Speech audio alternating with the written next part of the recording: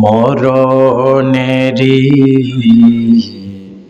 কথা মানুষ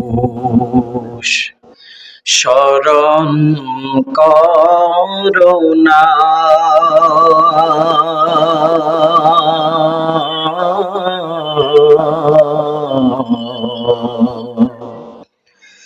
আজরাইল আসিলে পড়ে কৈফত চলবে না। আজরাইল আসিলে পড়ে কৈফত চলবে না। ৩.৫ হাত মাটির নিচে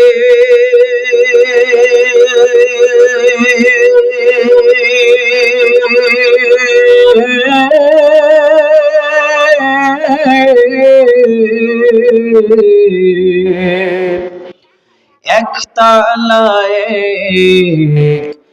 দালান আছে,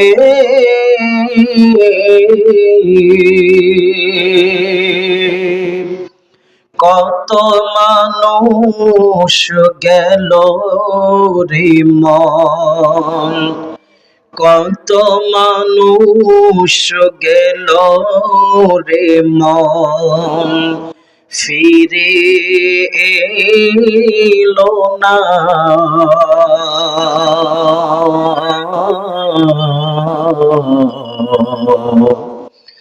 আজরাইল আসিলে পড়ে কৈফত চলবে না।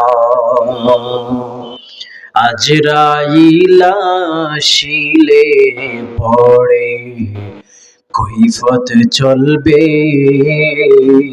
না। আলহামদুলিল্লাহ, সকল প্রশংসাই মহান আল্লাহ তাআলার, যে মহান আল্লাহ রব্বুল আলামিন আমাদেরকে আজকের এই 13তম বার্ষিক ওয়াজ ও দোয়ার মাহফিলে লামপুর বাজার নুরানি হাফিজিয়া মাদ্রাসা এবং লামপুর জান্নাতুল ফেরদাউস মহিলা মাদ্রাসার উদ্যোগে এই মাহফিলে আসার এবং বসার তৌফিক দান করেছেন। সেজন্য মহান মালিকের দরবারে শুকরিয়া আদায় করি, দিল থেকে বলি আলহামদুলিল্লাহ। আজকের মাহফিলের সভাপতি হিসাবে উপস্থিত আছে জনাব মোহাম্মদ আবুল বাশার ভুইয়া, সভাপতি অত্র মাদ্রাসা, এবং আপনারা আমার সামনে বসা আছেন দিনপ্রিয়, ইসলাম প্রিয়, দিনদার মুমিন মুসলমান ভাইরা, যুবক ভাইরা, বুড়া বাবারা, পর্দার আড়ালের মা ও বোনেরা। আমরা এই দুনিয়াতে একদিন ছিলাম না, আজ আছি, একদিন থাকবো না। আল্লাহ পাক আমাকে আপনাকে সৃষ্টি করে রূহ জগতে রাখলেন। সেই রূহ জগৎ থেকে আল্লাহ পাক আমাকে আপনাকে 10 মাস 10 দিন মায়ের গর্ভে রাখলেন। সেই মায়ের গর্ভের থেকে জন্মের মাধ্যমে এই দুনিয়াতে আনলেন। আল্লাহ পাক এই দুনিয়াতে কিছু সময় থাকার জন্য আমাকে আপনাকে হায়াত নামক দৌলত দান করলেন। এই হায়াত যখন আমার আপনার শেষ হয়ে যাবে, আমি আপনি সবাই মৃত্যুর মাধ্যমে এই দুনিয়া ছেড়ে ওই অন্ধকার কবরে চলে যাব। আল্লাহ পাক জন্মের মাধ্যমে দুনিয়াতে পাঠাইলেন, হায়াতের মাধ্যমে এই দুনিয়াতে থাকতে সুযোগ দিলেন, আবার মৃত্যুর মাধ্যমে এই দুনিয়া থেকে নিয়ে যাবেন। আল্লাহ পাক আমাকে আপনাকে জন্মের মাধ্যমে কেনই পাঠাইলেন, আবার কিছু সময় এই দুনিয়াতে রাইখা মৃত্যুর মাধ্যমে কেনই নিয়ে যাবেন, এই বিষয়ে আমি আপনাদের সামনে কিছু আলোচনা করার খেয়াল করেছি ইনশাআল্লাহ। আমি বলনেওয়ালা এবং আপনারা শুননেওয়ালা উভয়কে আল্লাহ পাক বলার এবং শোনার তৌফিক দান করুক। আপনারা জোরে বলেন আমিন। তো মুহতারাম হাজিরিন, আল্লাহ পাক জন্মের মাধ্যমে পাঠাইছেন, মৃত্যুর মাধ্যমে নিয়ে যাবেন, মাঝে কিছু সময় দিলেন। কেন দিলেন? আল্লাহ পাক তার কালামে হাকিমে সূরাতুল মুলকের 2 নম্বর আয়াতে বলতেছেন, আল্লাহ পাক বলেন, আল্লাযী খালাকাল মাউতা ওয়াল হায়াত, আল্লাযী খালাকাল মাউতা ওয়াল হায়াতা লিয়াবলুয়াকুম আইয়ুকুম আহসানু আমালা।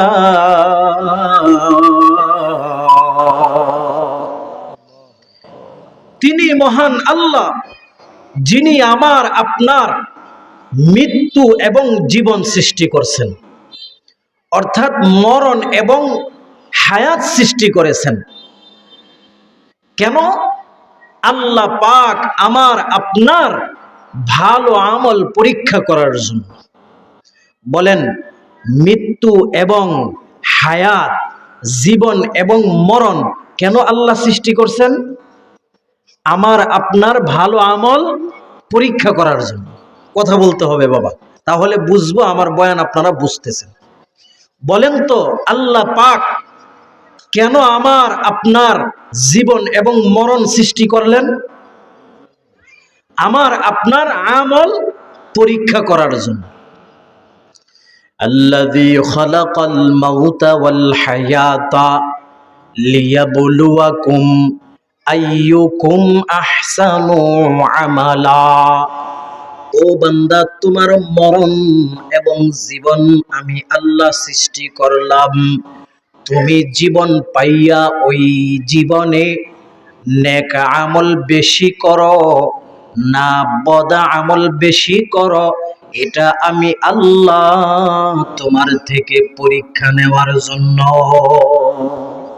বুঝি থাকলে বলুন, জীবন এবং মরণ আল্লাহ কেন সৃষ্টি করছেন? বুঝেন নাই? কেন সৃষ্টি করছেন? কথা কয় না জি, শুধু শুনলে হবে? বুঝতে হবে তো, উত্তর দিতে হবে। কি পরীক্ষা করার জন্য? আমল পরীক্ষা করার জন্য। আমি আপনি ভালো আমল করি না মন্দ আমল করি, কে কার চাইতে বেশি আমল করতে পারি, এজন্য আল্লাহ পাক আমার আপনার জীবন এবং মরণ সৃষ্টি করছেন। তে এই ভালো আমল আমি আপনি করতে পারলে আল্লাহ পাক আমাকে আপনাকে কি দিবেন?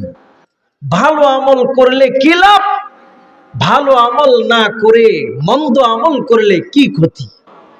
ভালো আমল করলে লাভ হলো ওইটা আল্লাহ পাক তার আরেক আয়াতে আমাকে আপনাকে জানাইতেছেন। আল্লাহ পাক বলেন,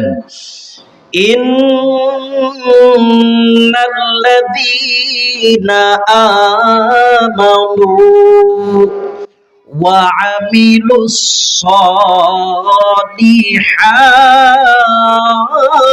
সালিহাত উলাইকা হুম খায়রুল বারিয়া। আল্লাহ পাক বলেন, নিশ্চয়ই আমি আল্লাহর উপরে যারা ঈমান আনবে এবং সৎ আমল বেশি করবে, নেক আমল বেশি করবে, আমি আল্লাহ ঘোষণা দিলাম দুনিয়ার মাঝে যত মাখলুকাত আছে সকল মাখলুকাতের মাঝে হবে শ্রেষ্ঠ সে। ভালো আমল করলে আল্লাহ পাক আমারে আপনারে ঘোষণা দিছেন সবচাইতে শ্রেষ্ঠ আমি আপনি। এরপরে আল্লাহ পাক বলেন, জাযাউহুম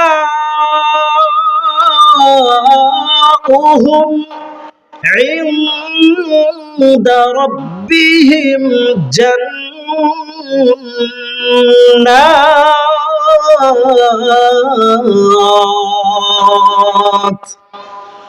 ও বান্দা, নিশ্চয়ই আমি আল্লাহর উপরে ঈমান আনি, আমি আল্লাহর উপরে বিশ্বাস এনে তুমি তোমার আমলটা যদি সুন্দর করতে পারো, আমি আল্লাহ ঘোষণা দিলাম সৃষ্টিকুলের মাঝে সবচেয়ে সেরা। ও বান্দা, সৃষ্টিকুলের মাঝে যদি তুমি সেরা হইতে পারো কি পাইবা? আমি আল্লাহ তোমারে এমন এক জান্নাত পুরস্কার দিব, যেই জান্নাতের মাঝে আল্লাহ পাক রাখছেন জান্নাতি আদনিন তাজরি মিন তাহতিহাল আনহার। যেই জান্নাতের মাঝে আল্লাহ পাক রাখছে নহর, সেই জান্নাতের মাঝে বান্দা কতদিন থাকবা? আল্লাহ পাক বলেন খালিদিনা ফিহা আবাদা।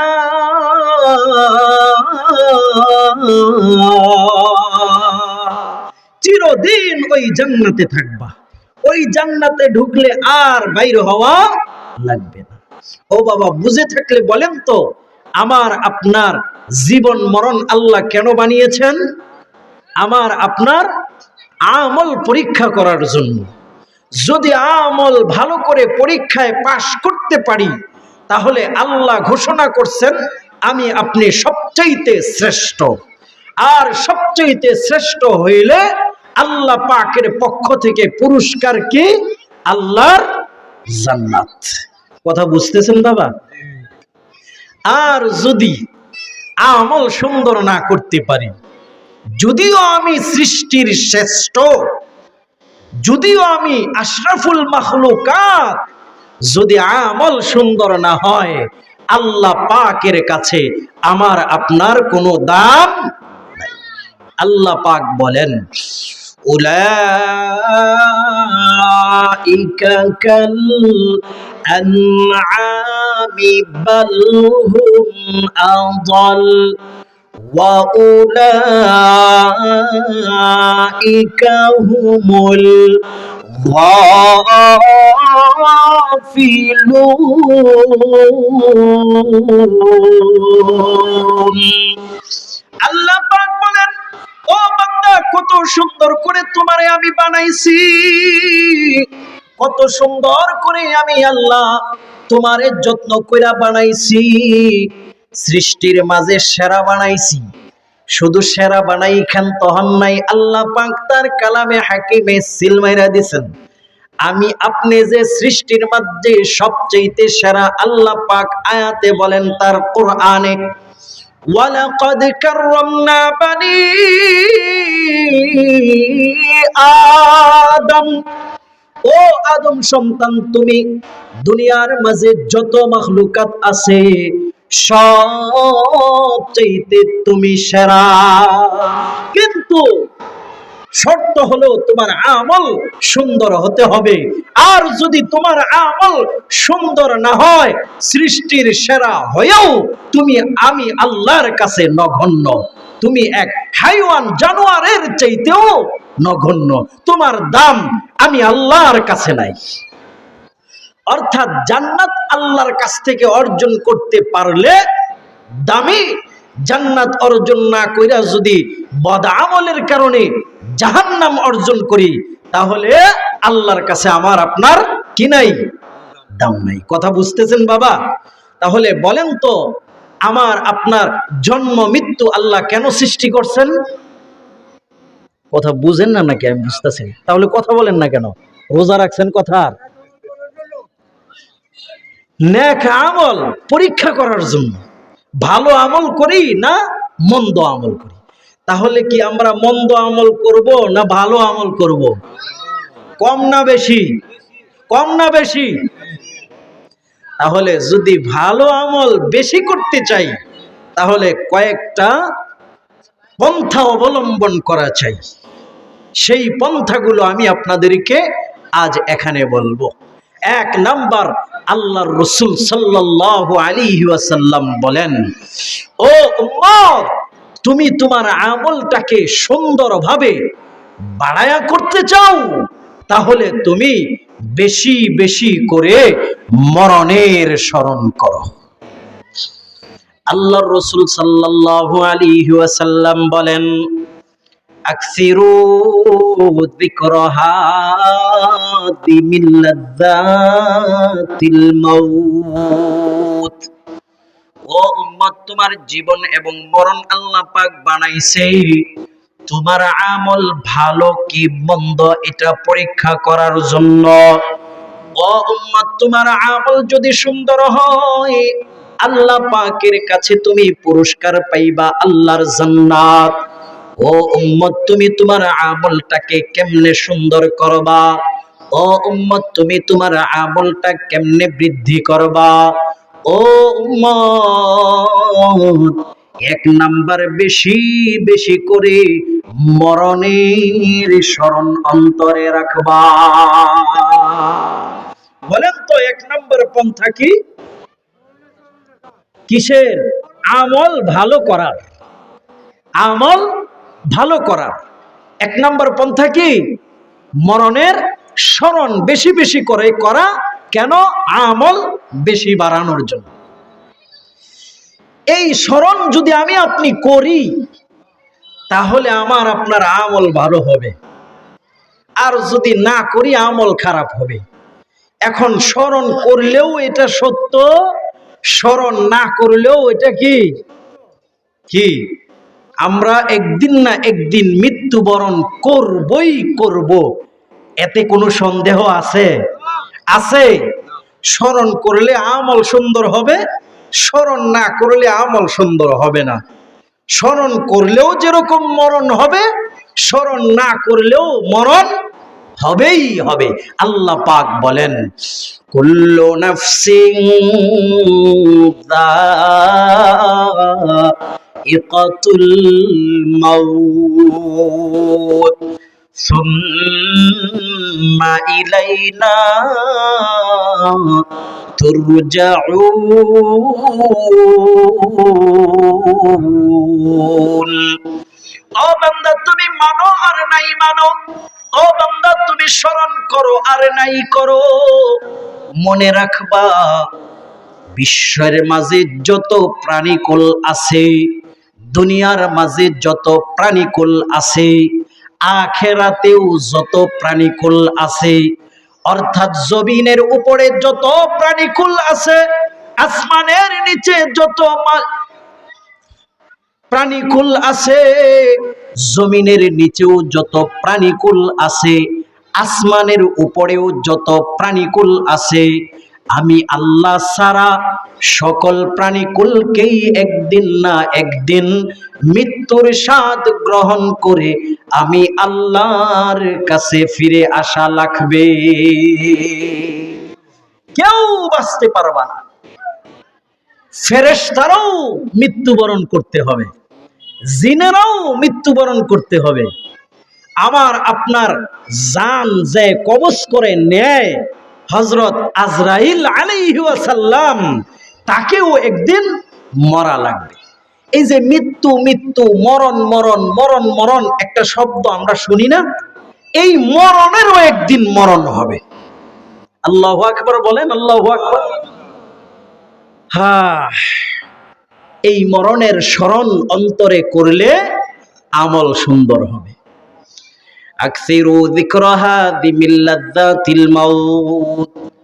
ও উম্মত, বেশি বেশি করে মরণের স্মরণ করো, তোমার আমল সুন্দর হয়ে যাবে। ও বান্দা, তুমি যতই বাহানা করো না কেন, যতই ক্ষমতাশীল হও না কেন, যতই টাকা পয়সার মালিক হও না কেন, তোমাকে একদিন না একদিন এই মরণ এসে ধরবেই ধরবে। আল্লাহ পাক অপর আরেক আয়াতে বলতেছেন, আইনামা তাকুনু ইউদরিকুমুল মাউত ওয়ালাউ কুনতুম ফি বুরুজিম মুশাইয়াদা। মরণ থেকে যতই পালাও, মরণ তোমায় লইবে ঘিরি, যদিও সুদূর আকাশ পানে পালাও সেথায় লাগিয়ে সিঁড়ি। ও বাবা, এই মরণ থেকে আমি আপনি কেউ পলায়ন করে বাঁচতে পারবো না। এই মরণ থেকে আমার ক্ষমতা আটকাইতে পারবে না। এই মরণ থেকে আমার শক্তি আটকায়া রাখতে পারবে না। এই মরণ থেকে টাকা পয়সা আমারে বাঁচায়া রাখতে পারবে না। আমি যত শক্তিশালী হই না কেন, একদিন না একদিন আমারে মরাই লাগবো। হও না যতই তুমি, হও না যতই তুমি বীর পালুয়ান, হও না যতই তুমি বীর পালুয়ান, মালাকুল মউত এসে নিবে তোমার জান। 3.5 হাত ওই মাটির নিচে, 3.5 হাত ওই মাটির নিচে, রবে তুমি একা পড়ে। কথা বলেন ঠিক না বেঠিক? ও বাবা, ব্যাংকের মাঝে টাকা পয়সা জমাইছি, ও বাবা অঢের অঢের মালের সম্পদশালী হইছি, ধন সম্পদ কামাই করেছি, জায়গা জমির অনেক মালিক হইছি, এগুলা আমার সাথে কিছুই যাবে না। যেদিন আমার আপনার মরণ হয়ে যাবে, এগুলা সব পর করে আমাকে একাই ওই কবরে যেতে হবে। যেতে হবে খালি হাতে। কথা বলেন ঠিক না বেঠিক? যেতে হবে খালি হাতে, সঙ্গে কিছুই যাবে না। 3.5 হাত জায়গা পাবি, পাবি না রে বিছানা। 3.5 হাত জায়গা পাবি, পাবি না রে বিছানা। আজকে তুমি যাদের লাগি শুধুই পাগল পারা, যেতে হবে একা একা, কেউ যাবে না তারা। ছাড়তে হবে মায়ার বন্ধন, ছাড়তে হবে মায়ার বন্ধন, সাধের এই বালাখানা। 3.5 হাত জায়গা পাবি, পাবি না রে বিছানা। 3.5 হাত জায়গা পাবি, পাবি না রে বিছানা। ও বাবা, আজকে আমি আপনি রওয়ানা কোন দিকে, আর নজরটা কোন দিকে? ও বাবা, আমার জীবন থেকে একটা দিন চলে গেছে, আমি একটা দিন কবরের দিকে আগায়া গেছি। ও বাবা, একটা মাস আমার জীবন থেকে চলে গেছে, আমি একটা মাস ওই কবরের দিকে আগাইতেছি। ও বাবা, কেন এই মরণ থেকে আমি আপনি গাফেল হয়ে গেছি? কোন জিনিস আইসা আমারে আপনারে এই মরণ থেকে গাফেল করছে? ও বাবা, একটু চিন্তা কেন করেন না? যেই বাড়িতে আপনি আজ বসবাস করতেছেন, যেই ঘরটায় আপনি রাত্র ঘুমান, এই ঘরে না আপনার দাদার দাদা ঘুমাইতো? এই ঘরে না আপনাদের পূর্ব মানুষরা ঘুমাইতো? আজ তারা নাই, আজ আমি আপনি আছি। একদিন তো এইগুলা সব পর করে আমাকেও যেতে হবে। কথা বলেন ঠিক না বেঠিক? আজ কিসের পিছনে পইড়া এই মরণ আমি আপনি গেলাম ভুলিয়া।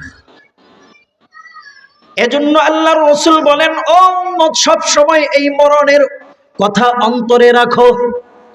আল্লাহর রাসূল সাল্লাল্লাহু আলাইহি ওয়াসাল্লাম আরেক হাদিসে বলেন, কুন ফিদ দুনিয়া কাআন্নাকা গরীবুন আও আবিরু সাবিল।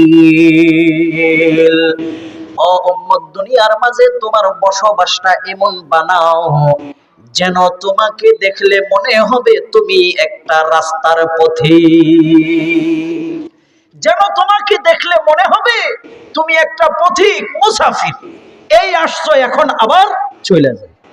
কথা বলেন, আমি আপনি এই দুনিয়াতে কেউ চিরদিন থাকবো? থাকবো না। আমরা অবশ্যই এই দুনিয়ার মাঝে মুসাফির, সব কিছু পর করে আমাকে যেতে হবে। আজ এই মরণকে ভুলিয়া দুনিয়ার মহাব্বত অন্তরে ঢুকাইছি। হুব্বুদ দুনিয়া কুল্লু রাসু খাতিয়া। এই দুনিয়ার মহাব্বত আমার আখিরাত নষ্ট করে ফেলে। এই দুনিয়ার ভালোবাসা আমার আখিরাত, জান্নাতটা নষ্ট করে। আহ বাবা, একটু চিন্তা করেন, একটু চিন্তা করেন। মরণের মোরাকাবাটা অন্তরে নিয়ে আসেন। কিছুক্ষণের জন্য বাবা আপনার দুইটা চক্ষু একটু বন্ধ করেন। দেখেন আপনার ডাইনে কে বসছে, আপনি ওনারে দেখেন না।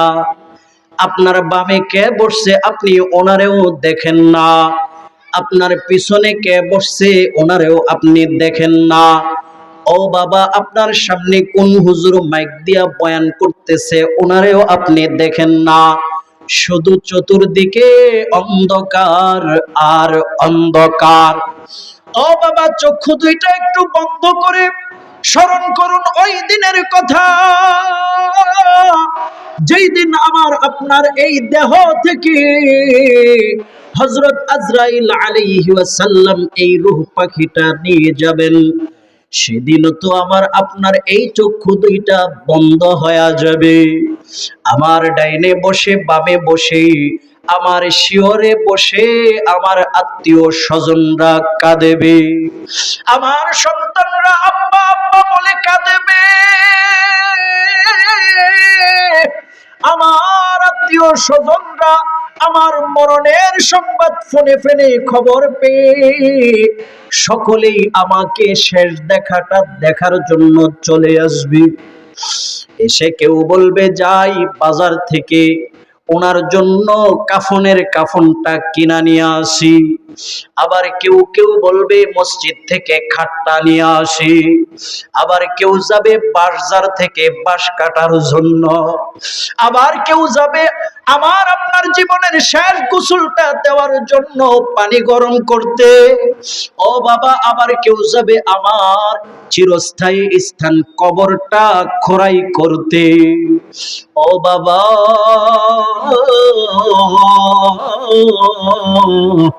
শেষ গোসলের জন্য পানিটাও গরম করা শেষ।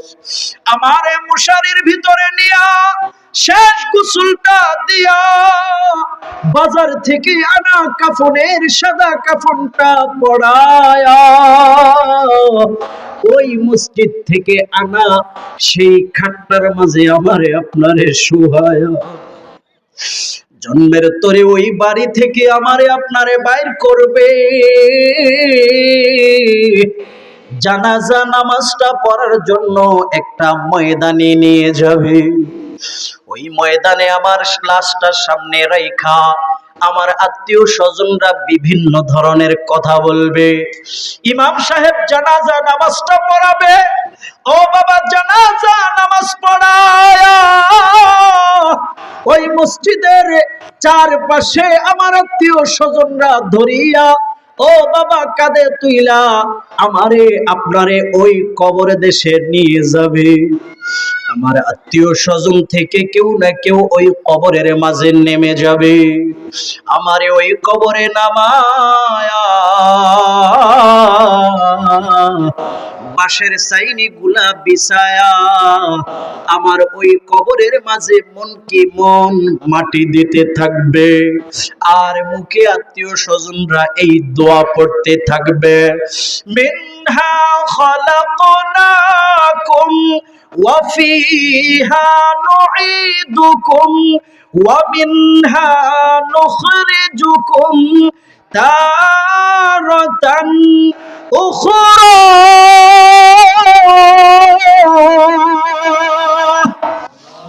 ও বাবা, মাটি দিবে, মাটি দিবে। মাটি দেওয়া শেষ হলে সকলেই যার যার ঘরে যাবে চলিয়া। ওই কবরে আমি আপনি একা। যেই সন্তানের জন্য মাথার ঘাম পায়ে ফেলাইলাম, যেই সংসারের জন্য রাত্রে দিন বানাইলাম, দিনের রাত বানাইলাম, ও বাবা, ওই আত্মীয় স্বজন, স্ত্রী, সন্তান কেউ আমার সাথে যাবে না, শুধু সাথে যাবে আমার দুনিয়ায় থাকা ভালো নেক আমল। 3.5 হাত মাটির ঘর, কারো আপন কারো পর, কারো হবে ফুলেরই বাগান,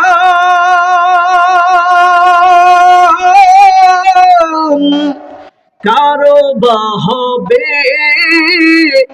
জাহান্নাম। কথা বলেন ঠিক না বেঠিক? আমল নামা সেদিন তোমার হবে ঘরের সাথী, পাইছেননি? আমল নামা সেদিন তোমার হবে ঘরের বাতি, ওই কবরে যেতে হবে, রইবে না কেউ সাথী। বলেন বাবা, ওই কবরে কি সাথী থাকবে?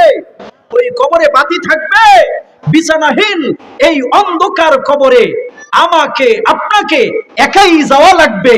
শুধু আমার সাথে যাবে দুনিয়ায় থাকাকালীন আমল, ভালো আমল এবং বদ আমল। ভালো আমল করলে কবরটা হয়ে যাবে জান্নাতের বাগান, আর যদি মন্দ আমল করি কবরটা হয়ে যাবে জাহান্নামের গর্ত। আল্লাহর রাসূল সাল্লাল্লাহু আলাইহি ওয়াসাল্লাম বলেন, আল কবরু রাউদাতুম মির রিয়াদিল জান্নাহ আও হুফরাতুম মিন হুফারিন নার। উম্মত, কবরটা হলো প্রথম ঘাঁটি তোমার জন্য। যদি তোমার আমলটা সুন্দর হয় তাহলে তোমার কবরটা হবে জান্নাতের বাগান, আর যদি আমল খারাপ হয় ওই কবরটা হবে জাহান্নামের গর্তের একটা গর্ত। কথা বুঝতেছেন বাবা? বলেন তো, কথা বুঝে থাকলে আমার আপনার জন্ম এবং মৃত্যু, জীবন এবং মরণ আল্লাহ পাক কেন সৃষ্টি করেছেন? ভালো আমল করার জন্য। কথা বুঝতেছেন বাবা? ভালো আমল পরীক্ষা করার জন্য। এই ভালো আমল আমার আপনার হবে কিভাবে? ভালো আমল আমার আপনার বাড়বে কিভাবে? 1 নম্বর, আল্লাহর রাসূল বলেন মরণের স্মরণের মাধ্যমে। কি? মরণের স্মরণের মাধ্যমে।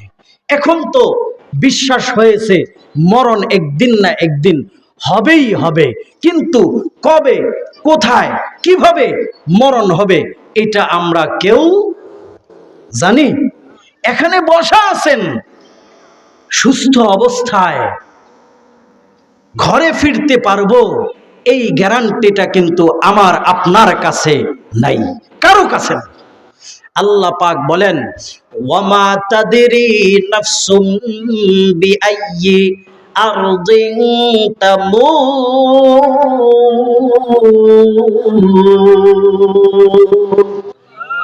ও বান্দা, কখন, কোথায়, কি অবস্থায় তোমার মরণ হবে এটা একমাত্র আমি আল্লাহ জানি, দ্বিতীয় আর কেউ জানে না। তাহলে যে সমস্ত যুবক ভাইরা নামাজের দাওয়াত দিলে, দ্বীনের দাওয়াত দিলে উত্তর দেয়, হুজুর মাত্র ইয়ং হইছি, মাত্র বয়স 20 হইছে, 25 হইছে, 30 হইছে, বয়সটা 40টা পার হোক না, তারপর ইবাদত করুন না। ও বাবা, আমার আপনার বয়স যে 40-এর পার হবে, এই গ্যারান্টিটা কি আমার আপনার কাছে আছে? আহ বাবা, কখনো কখনো দেখি 1 বছরের বাচ্চারও মরণ হয়, আবার কখনো কখনো দেখি 5 বছরের বাচ্চারও মরণ হয়। ও বাবা, কখনো কখনো দেখি বাবার কাঁধে সন্তানের লাশ উঠে। ও বাবা, কি বলবো দুঃখের কথা, আজ 1 বছর হয়েছে, আমারও একটা 5 বছরের মাইয়া ছিল, তার নাম মাইশা। আমরা কোনোদিন ভাবি নাই আমাদেরকে রেখে সে সবার আগে আল্লাহর মেহমান হয়ে যাবে।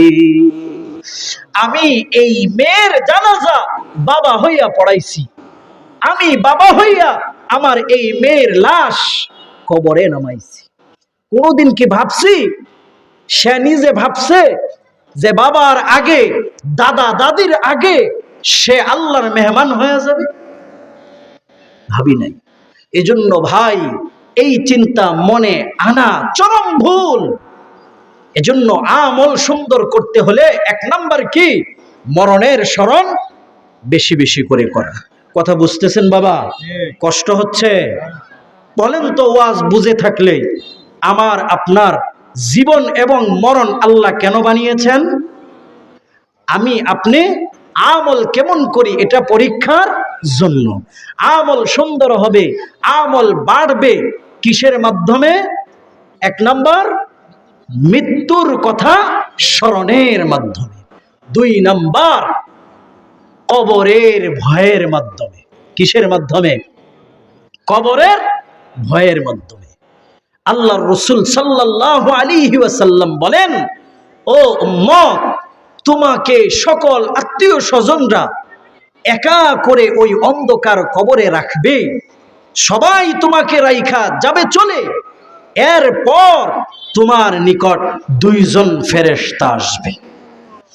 আল্লাহর রাসূল সাল্লাল্লাহু আলাইহি ওয়াসাল্লাম বলেন, ইয়াতিহি মালাকান ফায়ুজলিসানি মার রাব্বুক ওয়া মা দীনুক ওয়া মা হাদার রাজুল আল্লাযী বুইসা ফীকুম।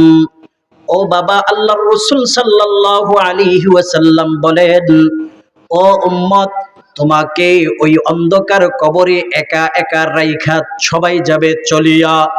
কিছুক্ষণ পর আল্লাহর পক্ষ থেকে 2 জন ফেরেশতা তোমার কবরে আসবে। ওই ফেরেশতা এসে তোমাকে ধরে বসাবে। বসানোর পর তোমারে 3টা সওয়াল করবে, প্রশ্ন করবে। 1 নাম্বার প্রশ্ন হলো, ও বান্দা, তুমি বলো তোমার রব কে? 2 নাম্বার প্রশ্ন, ও বান্দা বলো তোমার দ্বীন ধর্ম কি? ও বান্দা 3 নাম্বার প্রশ্ন, বলো এই লোকটাকে যাকে তোমাদের নিকট পাঠানো হয়েছে। আল্লাহর রাসূল সাল্লাল্লাহু আলাইহি ওয়াসাল্লাম বলেন, ও উম্মত, দুনিয়ায় যদি তুমি নেক আমল করতে পারো, দুনিয়ায় যদি আল্লাহর হুকুম আহকাম গুলো পালন করে ওই কবরে যেতে পারো, যখন তোমাকে ওই ফেরেশতা প্রশ্ন করবে মার রব্বুক, তুমি সাথে সাথেই উত্তর দিবা রব্বি আল্লাহ, আমার রব হলেন মহান আল্লাহ। ও বাবা, একটু জোরে বলেন না, আমার আপনার রব কে? শুধু মুখে চিল্লা চিল্লি করে বললে হবে না, আল্লাহ আমার রব, আল্লাহ আমার রব, আল্লাহ আমার রব, আল্লাহ আমার রব। এটা যেরকম মুখে স্বীকার করতে হবে, তেরকম কাজেও প্রমাণ দিতে হবে। সেটা কি করে? নেক আমল করে। এরপরে যখন ফেরেশতা বলবে ওয়া মা দীনুক, ও বান্দা বলো তোমার দিন কি? আল্লাহর রাসূল বলেন, ও উম্মত, যদি তুমি দুনিয়ার মাঝে দিন ধর্ম মাইনা ওই কবরে যেতে পারো, তুমি সাথে সাথেই উত্তর দিবা দীনিয়াল ইসলাম। ও বাবা বলেন না আমার আপনার ধর্মের নাম কি? 3 নম্বর বলবে, ও বান্দা বলো বলো এই লোকটাকে, যদি দুনিয়ার মাঝে আমি আপনি রসুলের সুন্নত মোতাবেক জীবন যাপন করি, রসুলের আদর্শ মোতাবেক আমি আপনি জীবন যাপনটা সাজাই, যখন এই পিকটা নিয়ে আসবে এদিকে ইঙ্গিত দিবে, আমি সাথে সাথেই বলবো হুয়া রাসূলুল্লাহ, তিনি হলেন আমার রাসূল সাল্লাল্লাহু আলাইহি ওয়াসাল্লাম। বলেন না বাবা আমার আপনার রাসূল কে? হ্যাঁ, রাসূলের আদর্শ মানতে পারলে উত্তর দিতে পারবো, আর যদি রাসূলের আদর্শ না মানতে পারি তাহলে কি উত্তর আসবে না। বলবে হুয়া রাসূলুল্লাহ সাল্লাল্লাহু আলাইহি ওয়াসাল্লাম, আমার রাসূল হলেন মুহাম্মদুর রাসূলুল্লাহ। এই 3টা প্রশ্নের উত্তর যখন বান্দা এভাবে দিয়ে ফেলবে, আল্লাহর পক্ষ থেকে ঘোষণা আসবে, আল্লাহ পাক বলবে আন সাদাকা আবদি ফাফরিশুহু মিনাল জান্নাহ ওয়া আলবিসুহু মিনাল জান্নাহ ওয়াফতাহু লাহু বাবান ইলাল জান্নাহ। ও বাবা আল্লাহ পাক বলবে, ও ফেরেশতারা, ও ফেরেশতারা, আমার এই পেয়ারা বান্দাটারে ডিস্টার্ব করিস না, আমার এই বান্দাটারে আর বিরক্ত করিস না, আমার এই বান্দা আমি আল্লাহ সে সত্য বলেছে, দিন ধর্ম ইসলাম সে সত্য বলেছে, সে রাসূল মুহাম্মদুর রাসূলুল্লাহ সে সত্য বলেছে। ও ফেরেশতারা তার কবরের মাঝে জান্নাতের বিছানা বিছায়া দে, ও ফেরেশতারা তার জান্নাতের পোশাকটা পরায়া দে, ও ফেরেশতারা তার কবরের সাথে জান্নাতের যত দরজা আছে সব খুলিয়া দে। কিন্তু যদি বাবা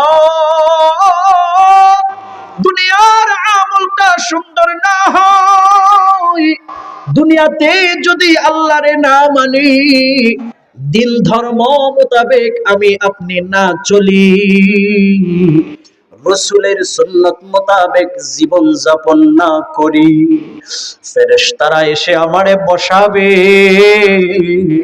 ফেরেশতারা আমারে আপনারে এই প্রশ্ন করবে, আমি হা করে তাকায়া থাকবো আর শুধু বলবো ইয়া নফসি ইয়া নফসি লা আদরি লা আদরি, আমি এগুলা বুঝি না, আমি এগুলা জানি না, আমি এগুলা বলতে পারি না।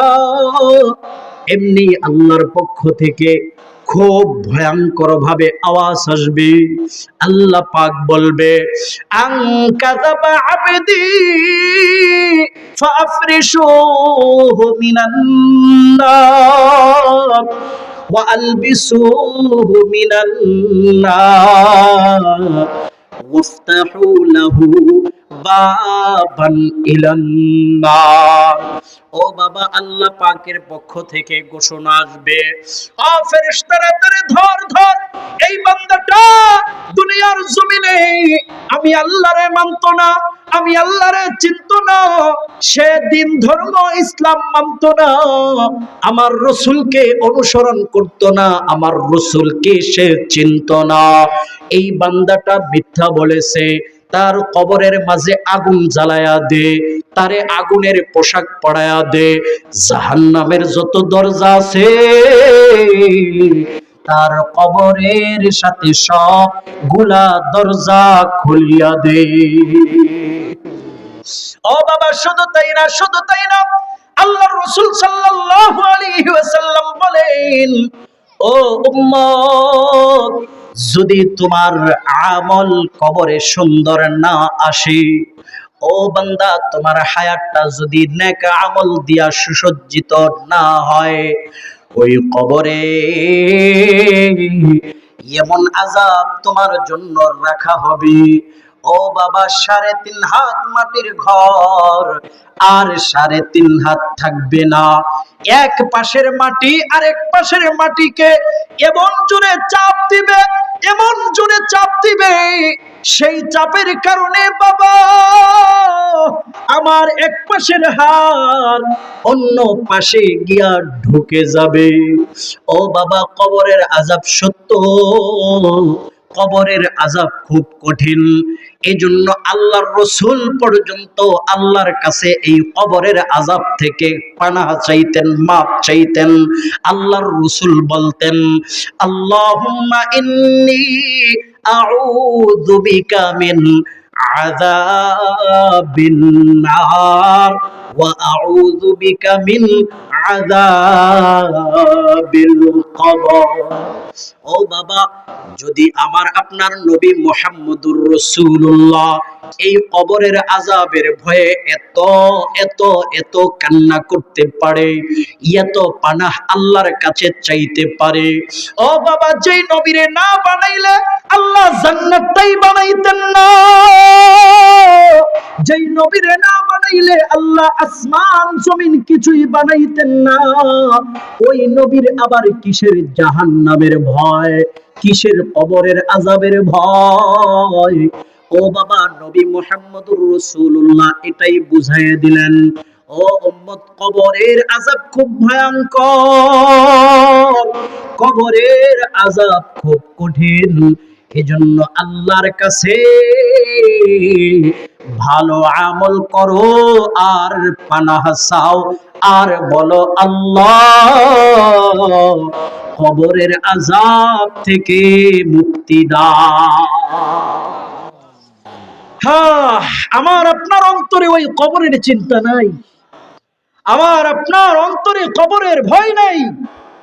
হযরত উসমান রাদিয়াল্লাহু তাআলা আনহু ওই কবরের পাশে গেলে এত কান্না করতেন, এত কান্না করতেন, বেহুশ হয়ে পড়ে যাইতেন।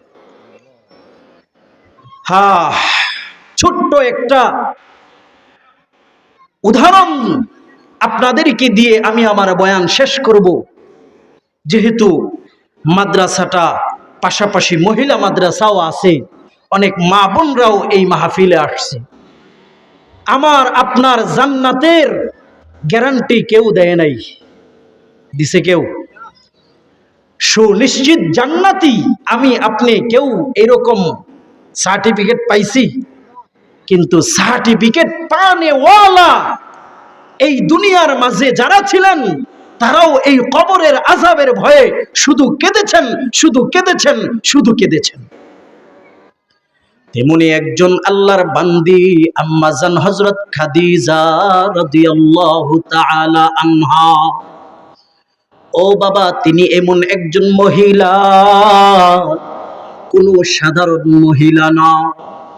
ও বাবা, যিনি ইসলাম ধর্ম সর্বপ্রথম গ্রহণ করেছিলেন, তিনি হলেন আম্মা জান হযরত খাদিজা, যিনি আমার আপনার নবী মুহাম্মদুর রাসূলুল্লাহর প্রথম স্ত্রী ছিলেন। তিনি হলেন আম্মা জান হযরত খাদিজা। ওনার অন্তরে কি পরিমাণ ওই কবরের ভয় ছিল, আজ আমার আপনার অন্তরে সেই কবরের ভয় নাই। ও মা, একটু লক্ষ্য করে শুনুন, আপনিও একজন মহিলা, হযরত আম্মা জান খাদিজাও একজন মহিলা। আপনার অন্তরে কি পরিমাণ কবরের ভয়, আর হযরত খাদিজার অন্তরে কি পরিমাণ কবরের ভয়। অথচ আল্লাহর রাসূল সাল্লাল্লাহু আলাইহি ওয়াসাল্লাম হযরত খাদিজাকে সার্টিফিকেট দিছে, তুমি জান্নাতি। কে দিবেন সার্টিফিকেট? আল্লাহর রাসূল। আমারে আপনারতে কোনো আলেমই সার্টিফিকেট দিতে পারে না। এরপরেও অন্তরে ওই কবরের আযাবের ভয় নাই। মরণের আগে আম্মা জান হযরত খাদিজা বলতেছেন, ও আমার প্রাণের স্বামী, আমাকে তো মরে যাওয়ার পর ওই কবরে রাখবেন, ওই কবরটা তো অন্ধকার ঘর, ওই কবরটা তো একাকী ঘর। ওগো আল্লাহর রসুল, আমি ওই ঘরে কেমনে থাকব? আল্লাহর রসুল শোনায়, ও খাদিজা, তুমি টেনশন কইরো না, তুমি ভয় কইরো না, তুমি মরবা, তোমারে কবরে রাখতে দেরি আমার জান্নাত থেকে দুই স্ত্রী তোমারে আহলান সাহলাম দিয়া স্বাগতম জানায়া আল্লাহর জান্নাতে ঢুকাইতে দেরি না। কথাটা কে বলছেন? হযরত খাদিজাকে, আল্লাহর রাসূল সাল্লাল্লাহু আলাইহি সাল্লাম। তাহলে কি মিথ্যা হবে? সন্দেহ আছে? এরপরেও হযরত খাদিজার অন্তরে ওই কবরের ভয় দূর হচ্ছে না। চোখের পানি ছাড়ে আর বলে, ও সরকার, আমি যদিও জান্নাতে যাই, কিন্তু আমাকে তো ওই প্রথম ঘাটি কবর হইয়াই যাওয়া লাগবে। কয় হ্যাঁ, তোমাকে প্রথম ঘাটি ওই কবর হইয়াই আল্লাহর জান্নাতে যাওয়া লাগবে। ও গো সরকার, সেখানেই তো আমার ভয়। এই ভয়ের কারণে আমি আপনাকে দুইটা আবদার করব, রাখবেন নি গো আল্লাহর রাসূল? একটু কথা দিন। আল্লাহর রাসূল চোখের পানি ছাড়ে আর বলে, ও খাদিজা, তুমি হইলা আমার কষ্টের দিনের সাথী, তোমার আবদার রাখমু না তো কার আবদার রাখমু? বলো বলো, তোমার কি আবদার? হযরত খাদিজা বলে, ওগো সরকার, এক নাম্বার আবদার হলো, আমি যখন মৃত্যুবরণ করব, আমার কাফনের সাথে, কাপড়ের সাথে আপনার গায়ের একটা জুব্বার অংশ কাফনের সাথে দিয়া দিবে। দুই নাম্বার আবদার, আপনার এই বরকতি হাতে আমার এই চেহারাটাকে কাবা বাইতুল্লাহর দিকে ঘুরাবেন। কেন? চিহ্ন নিয়ে যাবে কেন? আল্লাহর ওই পাঠানো ফেরেশতাদেরকে যেন বলতে পারে, এই ফেরেশতারা, দেখ দেখ দেখ, আমি রসুলের লোক ছিলাম, তাই রসুলের জুব্বা মোবারকের চিহ্ন নিয়ে আসছে। আর আপনার বরকতি হাতে চেহারা ঘুরাইবেন, এজন্য আমার মনের বিশ্বাস, আপনার হাত দিয়া যদি এই চেহারা কাবার দিকে ঘুরান, ফেরেশতারা আর কাবা থেকে সরাবেন না। যদি সরায় দেয় তাহলে তো আমি প্রশ্নের উত্তর দিতে পারবো না। ও বাবা, যাই বইলা গেলেন তাই করা হলো। আম্মাজান হযরত খাদিজার মরণ হয়ে গেল। কাফনের সাথে নবী মুহাম্মদুর রাসূলুল্লাহ সাল্লাল্লাহু আলাইহি ওয়াসাল্লামের জুব্বার একটা অংশ দেওয়া হলো। আল্লাহর রাসূল নিজে ওই কবরে হযরত খাদিজার লাশটা নামাইলেন, নিজের হাতে এই চেহারাটা কাবার দিকে ঘোরান। কিন্তু বাবা, এই খাদিজার চেহারা কাবার দিকে থাকে না, ঘুরে আসমানের দিকে হয়ে যায়।